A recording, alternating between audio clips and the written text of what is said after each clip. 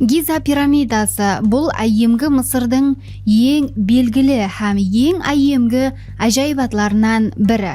Бұл пирамиданың құрылысы Фираун Хуфу тарапынан басқарылып, шамамен 4500 жыл алдын басланған. Пирамида дүниядағы ең ірі тас имаратлардан бірі һәм ең айемгі Мысыр фираунларының қойымшылығы есапланады. Пирамиданың құрылысы Мысырдың ескі патшалық дәуірінде Каир қаласының Құбладағы Гиза тегіслігінде әмелге асырылған. Пирамиданың құрылысы 20 жыл дауам еткен һәм онда 100 мың жұмысшы мейнет еткен деген болжаулар бар.